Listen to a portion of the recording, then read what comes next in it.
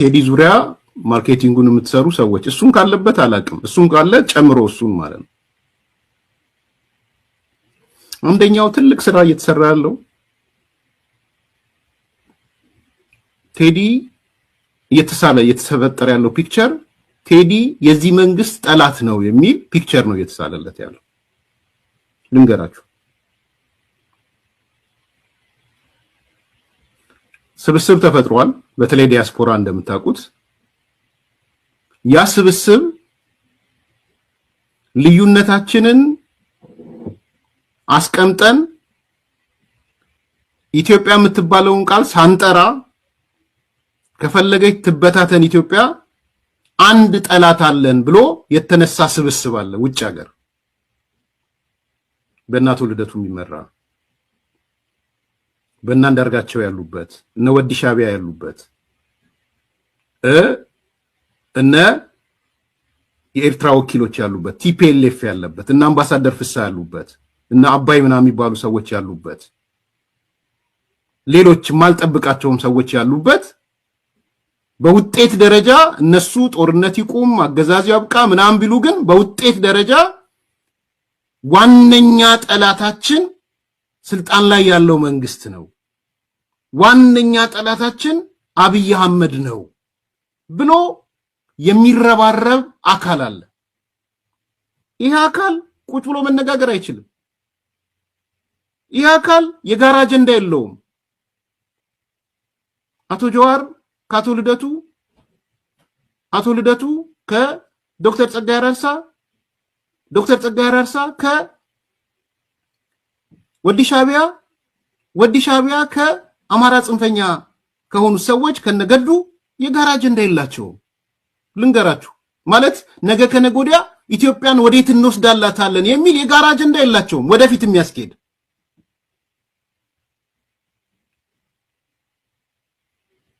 የላቸውም። አንድ ነገር ግን አላቸው። የአንድ ነገር ምንድነው? ኢትዮጵያ ከፈለገች ፍርስርሷ ይጣ እንጂ አሁን ያለው መንግስት መውደቅ አለበት። ኢትዮጵያ ከፈለገች 3 ቦታም 6 ቦታም ትሰነጣጠቅ እንጂ ዶክተር አብይ አህመድ መወገድ አለበት። አሰባሳቢው ማግኔት የቴዲ አፍሮ ዙሪያ ያላችሁ ሰዎች ገብቷችኋል አልገባችሁም አላውቅም ከማናጀሩ ጀምሮ ማለት ነው ቴዲን ጨምሮ እየተሰራ ያለው የቴዲ ማናጀርም በቴዲ ዙሪያ ያላችሁም ቴዲ አፍሮን ጨምሮ የዚህ ቡድን አካል ናቸው የሚል ምስል እንዲፈጠር ነው እየተፈለገ ያለው። እኔ ቦልድሊ ነው የምናገረው።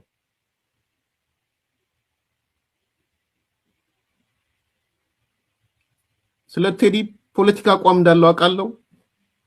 በመንግስት ደስተኛ ያልሆነባቸው ነገሮች እንዳሉ ከሚዘፍናቸው ከምናምን አውቃለሁ። የንጉሳዊ ስርዓት አቀንቃኝ እንደሆነ አውቃለሁ። የአፄ ሚኒሊክ የአፄ ዮሐን የንጉስ ኃይለ ሥላሴ ማይንድ ሴት ያ ነገርን እንደሚያፈቅር ወይም ናፍቆት እንዳለው አውቃለሁ። ነውራ ነው ይያላምንም መብት ስለሆነ ፖለቲካሊ ቻርጅድ የሆነ ሰው ነው፣ ምንም ጥያቄ የለውም። ነገር ግን ከዛ የተሻገረ ነው ያለው ስራ። እያንዳንዳቸው ቴዲን አቅፈው ደግፈው ፕሮሞት ሊያረጉት የመጡትን ሰዎች ተመልከቱና የቴዲ አፍሮ ማናጀሮች በቴዲ አፍሮ ዙሪያ ያላችሁ ባለቤቱን ጨምሮ ባይዘው የትዳር ጓደኛው ነው ቢኮዝ አክቲቭ ፖለቲከኛ ናት ብዬ ስለማያት ሚዲያም ላይ ስላለች እየተሰራ ያለው ስራ ልጁ ቴዲ እዛ ውስጥ አለ የለም አላቅም ብያቸዋለሁ። ግን ቢሎንግ የኛ አካል ነው የሚል ስራ ነው እየተሰራ ያለው። ይሄ ጎደዋል ብያምናለሁ።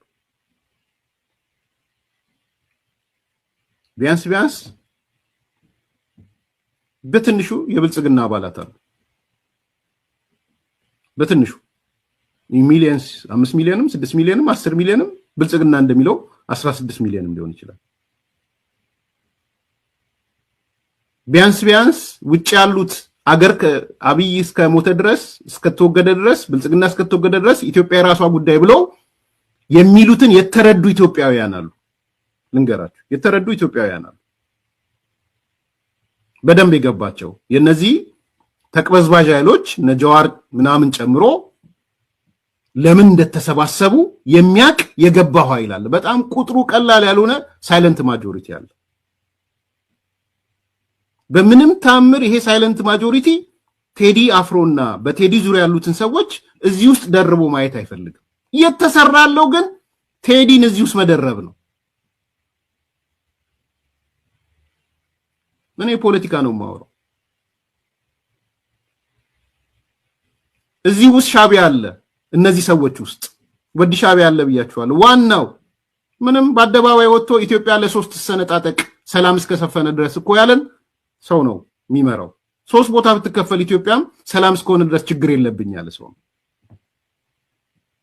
እና አምባሳደር ፍሳ እደግመዋለሁ፣ በድብቅ ያወጡ ያደራጁት ድርጅት በይፋ ወጥቶባቸው አጋልጠናል። የትግራይ ነጻነት ህልም ያለው ድርጅት አቋቁመው የትግራይ አገረ ምስረታ ነው ያሉት አሉ። እዚህ ያታችኋቸዋል። እነ ጸጋዬ አራርሳ በአደባባይ ሰምታችኋል። ኢትዮጵያና ኦሮሞ ላይጠገን ተበጥሷል ተቆራርጧል የሚሉ ሰዎች ናቸው እነ ጸጋዬ አራርሳ። እነ ጃዋር የአሰፋ ጀለታ ልጆች ናቸው። አትጠር አንድም ቀን ጃዋር አሰፋ ጀለታን አውግዞ አያውቅም። አብሮት ነው ስብሰባ የተቀመጠው። አሰፋ ጀለታ ደግሞ ኢትዮጵያ ኢምፓየር ናት፣ ኢትዮጵያ መፈራረስ አለባት፣ በፈራረሰች ኢትዮጵያ ነው ኦሮሚያ ምን መሰረቱ ያለ ነው። ጃዋር ነው እዚህ ውስጥ ያለው። ስለዚህ እነ ሻለቃ ኤክስ ናቸው በእኛ ተር በእኛ ኮንዲሽን የሚሉ ጽንፈኛ በጣም አደገኛ ሾቪኒስቶች በየስርዓቱ የመጡ ስርዓት የሚያፈርሱ እንትን የሚሉ እኔ ጥያቄ ቆም ብሎ ማሰብ ያልኩት ለዚህ ነው። ቴዲና ቴዲ ዙሪያ ያላችሁ ሰዎች ማኔጅመንቱም ቤተሰቡም በእነዚህ ሰዎች ምስል እንድትታዩ ትፈልጋላችሁ ወይ? ኦኬ፣ ዛሬ ሁለት ምሳሌ ልንገራችሁ። በጣም ሲሪየስ ፖይንት ስለሆነ ነው። ዛሬ አቶ ጃዋር መጣ። ጥሩ ምሳሌ ሊሆናል ብዬ ስላሰብኩ አቶ ጃዋር መጣና ቴዲን ለማዳመጥ ዝግጁ ነኝ። ርዕሱን ያየሁት ዝርዝሩን አልሰማሁትም፣ ግን ቴዲን ለማዳመጥ ዝግጁ ነኝ አለ። ለምንድነው ቴዲን ለማዳመጥ ዝግጁ የሆነው ጃዋር? በዛ ዙሪያ ማለት ጃዋር ሪፕሬዘንት የሚያደርገው ባይዘው ያሰፋ ጃለታ ልጆችን ነው ሪፕሬዘንት የሚያደርገው። የኦሮሞ ጽንፈኛው ለምንድነው ዝግጁ የሆነው ለመስማት ቴዲ? ዋይ ይችን ቃል ስለምን ተናገረ? እቺ ቃል ይፈልጋታል ቴዲ ዙሪያ ያላችሁ ማኔጅመንቱ ምኑም ማርኬቲንጉ የምትሰሩ ሰዎች ደስ አላችሁ በዚህ? አሶሴት ተደርጋችሁ እንድትታዩ ስለተፈለገ ነው።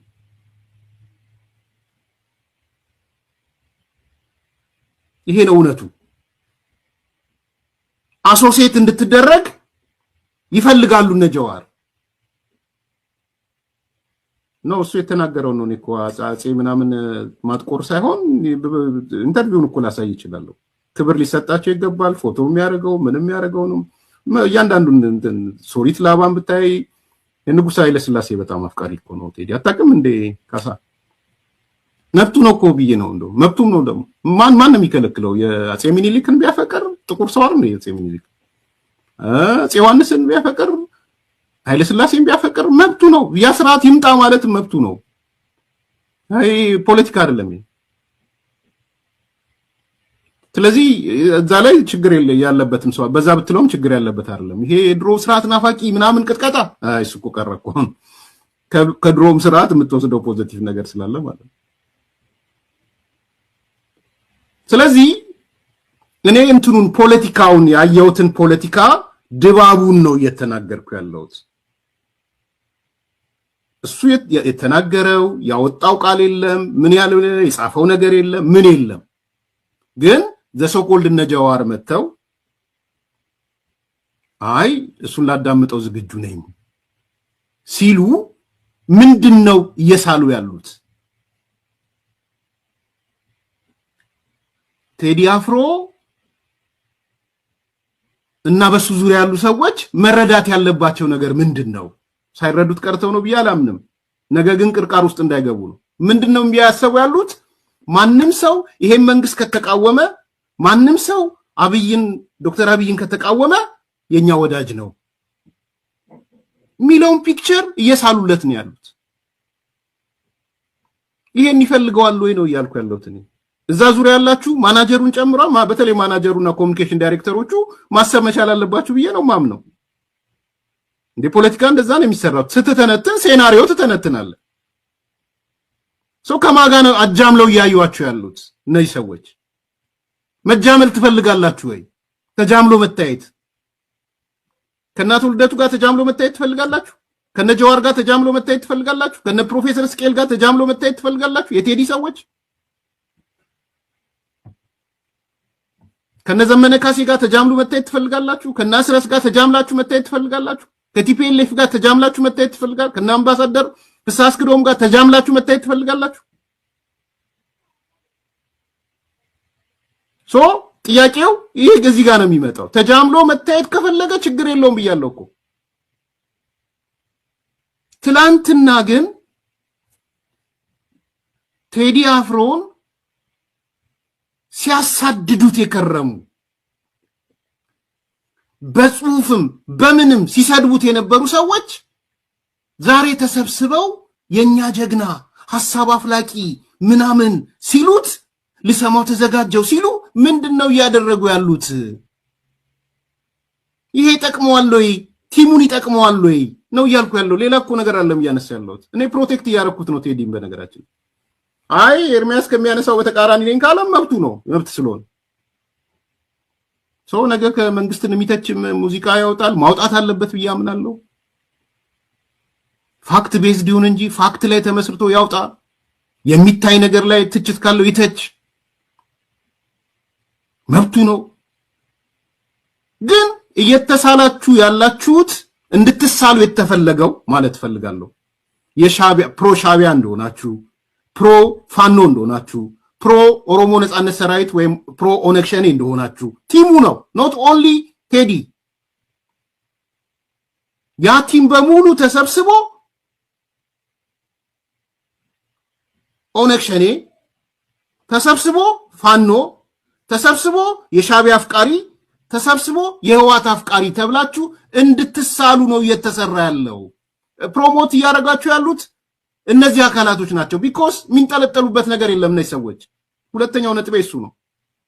ተንጠልጣዮች ናቸው። የሚንጠለጠሉበት ፖለቲካ ስለሌለ ቴዲ ሊንጠለጠሉብህ መጥተዋል። ደስተኛ ነህ ወይ? ቲሙ፣ ማኔጅመንቱ፣ ማርኬቲንጉ፣ ፕሮዳክሽኑ፣ ሌላውም ቤተሰብም ጨምሮ ተንጠልጣይ የሌለው የብሔርተኛ ፖለቲከኛ ዛሬ የሆነ ነገር መንግስትን የሚቃወም ነገር ሊሰፍን ስለተዘጋጀ አላቅም ይዘፈነው አይስፈንም ማቀው ነገር የለም ስለተዘጋጀ የኛ ጀግና ብለን የሥርዓት ማፍረስ ውስጥ ልናስገባው ነው። የአገር ማፍረስ ውስጥ ልናስገባው ነው። የሥርዓት መፍረስ አካል ነው፣ የአገር መፍረስ አካል ነው፣ የብሔርተኝነት አካል ነው እያሏችሁ ነው። የጽንፈኝነት አካል እያረጓችሁ ነው። ይሄን መናገር ስላለብኝ ነው። አንድ ቀን ሲቀረው ነው እየተናገርኩ ያለሁት። አለበለዚያ በምን ይላል? አሁን እስቲ አቶ ጀዋርና በዛ ዙሪያ ያሉት ልንገራችሁ። የሩቅ እኮ አይደለም። ስንቶቻችሁ እንደምታውቁ አላቅም። ኦኤምኤን እንደ ዘመቻ ከፍቶ በዛ ዙሪያ ያሉ ሰዎች እንደ ዘመቻ ከፍተው ቴዲ ከበደሌ ቢራ ጋር የነበረውን ስምምነት እንዳሰረዙበት ታውቃላችሁ። ከሄሊከን ጋር የነበረው ሄሊከን ጋር ደውለው ከዚህ በኋላ በቴዲ ምክንያት ሄሊከን ቢራ አድቨርታይዝ ታደረገ ኦሮሚያ ላይ ሄሊከን እንዳይሸጥ እናደርጋለን እንዳሉት ታውቃላችሁ። ይሄ በተለይ ጀማሪ ፖለቲከኞች ይሄን ዘመቻ ታስታውሳላችሁ? በደሌ ምክንያቱም ኦሮሚያ ላይ ስለሆነ ቤዙ ደንግጦ በደሌ ወጥቻለሁ ሄሊከን ትንሽ ተንገራገደ ምናምን አለና መጨረሻ ላይ ለቆጣ መሰለኝ ሄሊከን።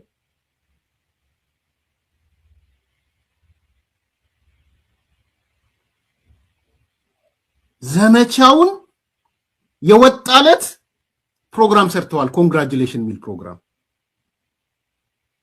ደስ አለን ዘመቻችን ተሳካ ብለው። እኔ ደግሞ የነበርኩበት ሚዲያ የማልቀስ ያህል ፕሮግራም እንደሰራን አስታውሳለሁ። የማልቀስ ያህል ግን ምርጫ የለንም፣ መዋቅር የለንም።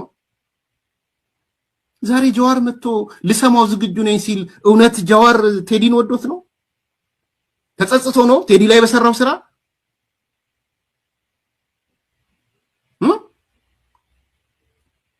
ይሄን ነው ያልኳችሁ ያለሁት። ተጸጸተ፣ በቃ ጸጸቶኛል። በደሌ ቢራ ላይ የሰራው ስራ ሄሊከን ላይ የሰራው ስራ ባይዘው እኔ የቅርብ ሰዎች ያው ቴዲ የዘፈን ለዚህ ነው ያለ አይናገርም፣ ግን የቅርብ ሄሊከን አይደል ሄሊከን ነው ሄሊከን ነው ባለው ያ የቅርብ ሰዎች ይሄ ዘፈን ለዚህ ነው አይልም፣ እንደፈለገ ሰው ኢንተርፕሬት ያርገው ነው። ግን እኔ የቅርብ ሰዎች ጉራ ብቻ የሚለው ዘፈን ለነጃዋር የተዘፈነ ነው። እኔ ባለኝ መረጃ ጉራ ብቻ የሚለው የዛሬ 8 ዓመት የተዘፈነው ማለት ጉራ ብቻ አስታውሳችኋት? የቅርብ እሷ አይናገርም፣ ባህሪው እሱ ነው። ይሄ ዘፈን ለእንደዚህ ነው ምናምን ሲሆን ፒክቸሩን አይታችሁ ካልሆነ አይናገርም፣ ወይም ምስሉን አያይዛችሁ። አሁን ለምሳሌ ሶሪት ላባ እንዳልኳችሁ ማናበቀለሽ ከአዲስ አበባ የሚለው ፒክቸሩ የማዘጋጃ ቤቱ ስላለና ስቶሪው ስለምወደው ነው የጠየቅኩት። እንደፈለገ ኤርሚያስ ይሰደው ጽሁፉን አይቶት ማለት ነው። ለኔ ግን ወዲያው ትርጉም የሰጠሁት እሱ ነው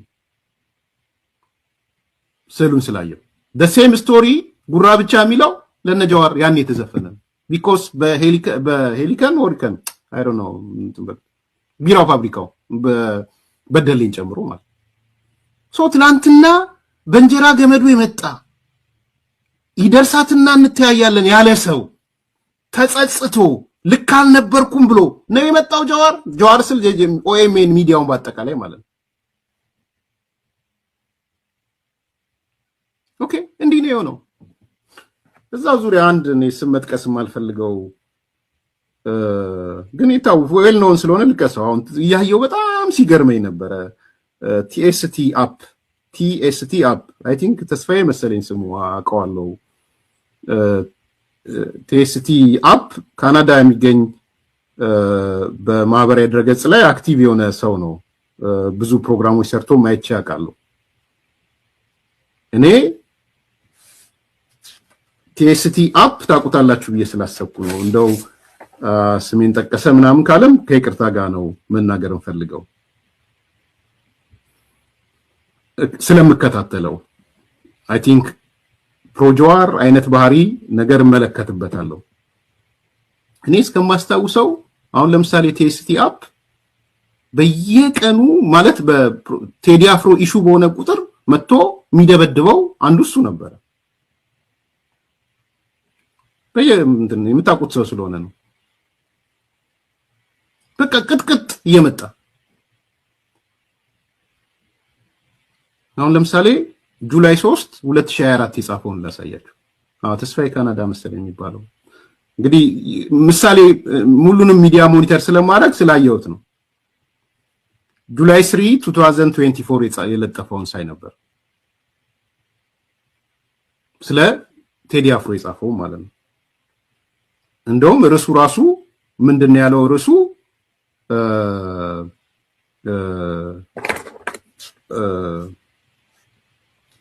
ፍቅር የማያውቅ የፍቅር ሰባኪ ቴዲ አፍሮ በሚል ማለት ነው።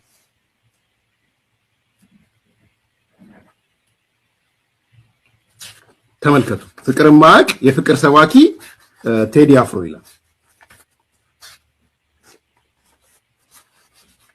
ይሄንን የጻፈው ይሄ ማለት መቼ ነው የጻፈው? ጁላይ 3 2024 ላይ ማለት ነው።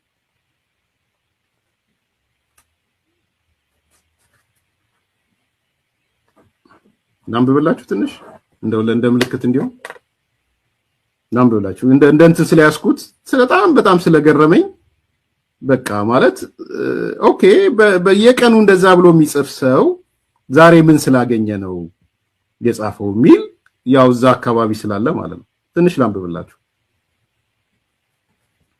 ፍቅር የማያቅ የፍቅር ሰባኪ ቴዲ አፍሮ ይላል ርዕሱ።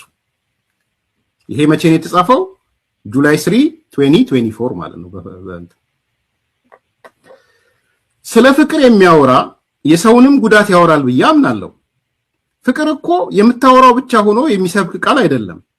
የምትኖረው በመኖር የሚገለጥ ተግባርህን የሚጠይቅ ከውስጥ ከልብ የሚመነጭ ሁሉን እኩል የሚመለከት የማያገል የሌላውንም ህመም የሚያም የሌላውንም ስቃይ የሚሰማው እያንዳንዱን ደምስርህን አልፎ የሌላው ቁስል እንዳንተ ቁስል ልብ ውስጥ ገብቶ የሚያምህ አይነት ሰው ከሆንክ እውነትም አንተ የፍቅር ሰባኪ ነህ ይላል። ይሄ እንግዲህ TST APP አፕ የተጻፈው ማለት ነው። ይቀጥላል። ከዛ TST ስለ አፄዎች ሲሰማ ቁስሉ የሚመረቅዝበት ቀዳማዊ ኃይለ ሥላሴ ሲያይ የተገደለ ዘር ማንዘሮቹ ቤተሰቡ ፊት ለፊቱ የሚመጡበት ዳግማዊ አፄ ሚኒሊክ ሲያስብ መላውን ዘሩና ቤተሰቡ በዚህ ስርዓት ፍዳቸውን ያዩ እንደ ሰው ያልተቆጠሩ በሀገራቸው እንደ ሁለተኛ ዜጋ የተቆጠሩ ብዙ ስቃይ ብዙ መከራ የተቀበሉ ሰዎችን ህመም ሳይሰማህ በእነሱ ቁስል ላይ ቆመህ ፍቅር ያሸንፋል ካልክ እመነኝ አንተ ማለት ክፉ ከተባለው ሰይጣን በላይ ክፉ ነህ ማለት ነው። ከሰይጣን በላይ ክፉ ነህ ነው የጻፈበት ቴዲ ላይ። ኦኬ ሰማችሁ አይደል? አሁን የዛሬን ደግሞ የተለጠፈውን ላሳያችሁ። እኔ ተለውጫለሁ፣ ትላንትና ስተት ነበረ ምናምን ምን ችግር፣ እኔም ብዙ ተናግሬያለሁ። ጠቅላይ ሚኒስትሩን ብዙ ተናግሬ፣ ሌሎቹም ብዙ ተናግሬያለሁ። ችግር የለውም። ባይዘው ማረም የምችለውን ነገር አረምያለሁ። አሁን ይሄ ቴስት የተባለው ይቅርታ ተሳስቻለሁ፣ እንደዚህ ያልኩት ነገር ስተት ነበረ፣ ዛሬ ሳየው ግን እንደዚህ ነው ካልክ ችግር የለም። አሁን ዛሬ ደግሞ እንግዲህ ያንን የጻፈ ሰው ዛሬ የጻፈውን ላሳያችሁ። ቴዲ አፍሮ ተራ ዘፋኝ አይደለም። እሱ ሐሳቡን በዜማ ጥልቀትን በቃል ዝምታን በክብር መሸከም የቻለ ልዩ አርቲስት ነው። ብስለቱ በንግግሩ ብዛት አይለካም። ከብዙ ሰዎች ረጅም ንግግር ይልቅ የሱ አጭር ቃል በልቡ ውስጥ ጸንቶ ይኖራል። ሌሎች 3 ሰዓት ሲያወሩ ማለትም አንተና ያንተ አለቃን ጨምሮ ማለት እንትናን የተናገረው ይሄ ነብዩ ባየን ለሰው ልብ የሚቀር ነገር አይጨምሩም። የቴዲ ግን 3 መስመር ስንኝ ሚሊዮን ሐሳብን ያስተላልፋል። ቴዲ የሚለየው በድምፁ ብቻ አይደለም። ከድምፅ ጀርባ ያለው አርቆ አሳቢ አምሮም በጥልቀት የሚያይበት መንፈስ ሐሳብን ለሰው ልብ የሚያደርስበት ዩኒክ ዌይ ነው ቴዲን ከሌሎች የሚለየው። አድናቂዎቹ ይለያል ሲሉ ገብቷቸው እንጂ ተደናብረው አይደለም። አርማችን ነው ሲሉ ከልባቸው እንጂ ለሽንገላ አይደለም። ቴዲ ሲገጥም ቃላትን በከንቱ አይጠቀምባቸውም። ይመዝናቸዋል፣ ያጠራቸዋል፣ ከዚያም ከልብ በላይ እንዲያርፉ ያደርጋቸዋል። ስለዚህ ስንኞቹ በጆሮ ብቻ አይቀሩም፣ ወደ ልብ ይገባሉ፣ ወደ ስሜት ይወርዳሉ፣ ከዚያም የብዙዎች ቋንቋ ይሆናሉ። ቴዲ በቋንቋ ውስጥ ሌላ ቋንቋ መፍጠር የሚችል ሬር ታለንት ነው። እስካሁን በቋንቋ ውስጥ ሌላ ቋንቋን በዘፈኞች የፈጠረ ከቴዲ በላይ ማንም የለም። ሌላው ደግሞ ከእውነት ታላቅ ሰው ማለት ብዙ የሚናገር ሳይሆን ጥቂት ብሎ ብዙ የሚያስብ ሰው ማለት ነው። በዚህ ነገር ቴዲ አፍሮ የቃልና የዝምታ ሚዛን የጠበቀ አርቲስት ነው። አንዳንዶች ራሳቸውን በብዙ ንግግር ለማስረዳት ይሞክራሉ። ቴዲ ግን ራሱን በስራ ያስተዋውቃል፣ በስንኙ ያሳያል፣ በዝምታው ሪስፔክት ያስገኛል። ስለዚህ ቴዲ ይለያል። ይሄን ያለን ሰው ሌትሊ ከገባችሁ ቲኤስቲ አፕ የሚባለው ተስፋዬ ነው የሚባለው ዩዝ ኮመንሊ የሚታወቅ ሰው ስለሆነ ነው። ፕሮቴስታንት መሰለኝ። ብዙ ጊዜ አሁን ያለው መንግስት ይቃወማል፣ አውቀዋለሁ። ምን ችግር የለውም መቃወሙ። ግን ኦል ኦፍ ኤ ሰደን ጁላይ 3 2024 ላይ ያንን ጽፎ ዛሬ እነ ጀዋር ስለተቀየሩ ነው ወይስ ምንድን ነው? ወይስ በቃ ልክ አልነበረም? የተሳሳተ ነገር ነው ያነሳሁት? አረዳዴ ልክ አልነበረም? ምክንያቱም አይታችሁት ከሆነ ምንድን ነበር የሚለው? እመነኝ አንተ ማለት ክፉ ከተባለው ሰይጣን በላይ ክፉ ነህ ብሎ ነው ያለው። ኦኬ። ስለዚህ ይሄ ነገር ለምን ተቀየረ አይደለም። አሁንም ልገራችሁ ለምን ተቀየረ አይደለም። ከነ ምክንያቱ የተቀየረበት ነገር ሊኖር ይችላል። ግን ቅድም ያልኳችሁን ካታጎሪ ነው። አሁን ቴስቲ የት ካታጎሪ ውስጥ ነው አላቅም። እሱን የራሱ ይናገር። እነ ጀዋር ውስጥ አለ ወይ? እነ ልደት ውስጥ አለ ወይ? እነ ስቄል ውስጥ አለ ወይ? እነ ጸጋዬ አራርሳ ውስጥ አለ ወይ? ህዋት ውስጥ አለ ወይ? እነ ደብረጽዮን ውስጥ እነ ወዲ ሻቢያ ውስጥ አለ ወይ? እሱ ነው የሚያውቀው። እኔ አላቅም። ከመንግስት ጋር ኦፖዚት እንደሆነ ግን አውቃለሁ ከሚጽፋቸው ነገሮች ተነስቼ። ሱ እኛም በኦፖዚት ሆነን እናውቃለን ብያቸዋለሁ። ግን ልክ አይደለም ያልኩበት ሰዓት ላይ ቆም ብዬ ነው የትላንትና አካሄድ ልክ አይደለም፣ ዛሬ ይሄ ነው ብዬ መጥቻለሁ። ሶ አሁን እንደ ግለሰብ ቴዲን እያነሳን ስለሆነ በጁላይ 3 2024 የጻፈ ሰው 2 ዓመት ያልሞላው ሰው ምን ስላገኘ ነው በዚህ ደረጃ የመጣው